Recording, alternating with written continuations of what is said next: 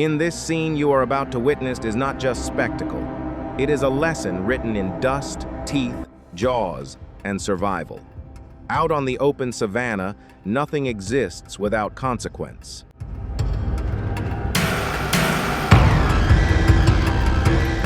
Every step is counted.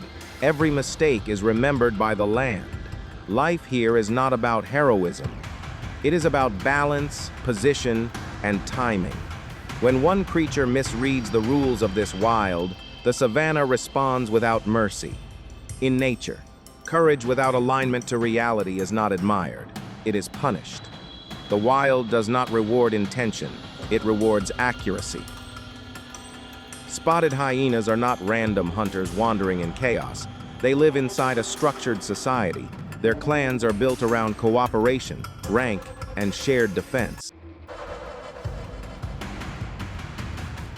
Each individual is stronger because it belongs to a group. They do not rely on lone strength. They rely on coordination. The honey badger is built for a different kind of survival. It is designed to endure pain, to resist injury, to push through danger with stubborn resilience. Its body carries armor-like skin. Its temperament leans toward confrontation. This strategy works when threats come in small numbers. It works when surprise and toughness can overwhelm hesitation. When one strategy meets a system built on another, toughness alone cannot bridge the gap. Hyenas are built around numbers. Their strength is not in any single individual. Their strength emerges from coordination. They surround, they distract. They strike from multiple angles. Their power is distributed. This is a form of intelligence shaped by survival pressure. It allows them to take down prey larger than themselves, not through raw force, but through organized persistence. When these two survival strategies collide, something important is revealed. Resilience is not the same as dominance. Endurance is not the same as control. A body can be tough and still be overwhelmed by structure. The honey badger approaches because instinct tells it the reward is within reach. The scent of young triggers a drive older than memory. Hunger narrows judgment. Opportunity compresses time. The cost feels distant until the cost arrives all at once. The hyena clan reacts not as scattered individuals, but as a single force. Their response is fast because their social system is already practiced. They do not debate. They do not hesitate. They have learned, through countless encounters, that hesitation invites loss. In nature, the difference between survival and collapse is often not strength, but speed of coordination. People often admire animals known for fearlessness. The honey badger has earned a reputation for defiance. It attacks larger predators. It resists injury. It refuses to submit easily. This makes it symbolic of raw courage. But toughness is a narrow tool. It works best when paired with escape routes, surprise, or isolation of the threat. Toughness fails when surrounded. Every territory has invisible lines. These lines are drawn not by maps, but by repeated conflict. Dens, feeding grounds, nurseries.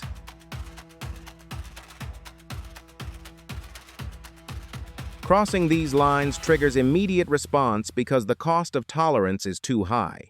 If boundaries are not defended, offspring die. Lineages end.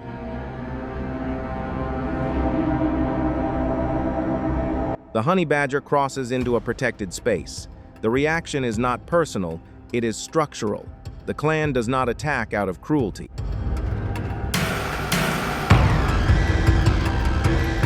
They attack because their survival depends on defending that boundary with total commitment.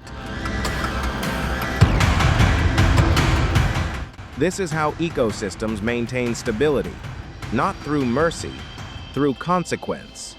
When a boundary is violated, the response is swift, because hesitation threatens the future of the group. This is not revenge. It is enforcement of survival law written by evolution. The honey badger's body can resist damage, but it cannot control the space around it. The clan controls the space. They surround, they pressure, they exhaust.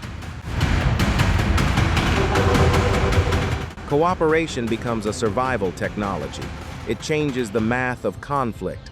What one body cannot overcome, many bodies together can.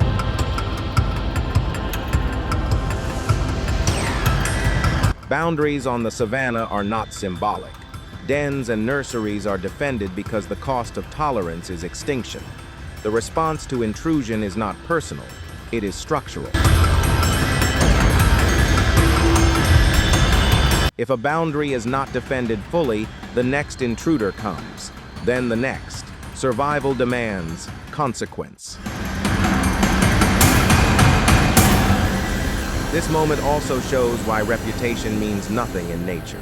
The wild does not remember legends. Each encounter is judged only by the forces present right now. Traits that protect you in one setting can destroy you in another. Fearlessness can be an advantage in isolation. Surrounded, it becomes a liability. A single badger stands at the center of a living, breathing wall of muscle and teeth. This is not a dispute over territory. It is a clinical execution. The hyenas have shifted their formation into a perfect, suffocating ring, turning the open savannah into a prison. Every time the badger lunges to create an opening, the clan reacts with terrifying precision. They do not fight with erratic rage. They fight with calculation. If the badger attempts to retreat, a fresh member of the clan is already there, blocking the path before her momentum can even build. They are effectively starving her of space. This is a deliberate test of endurance.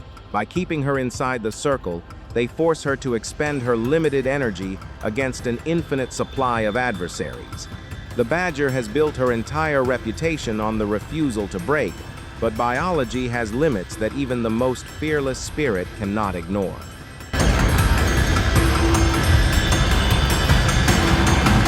The badger's hide, a thick and rubbery armor that usually shrugs off attacks, is finally beginning to fail.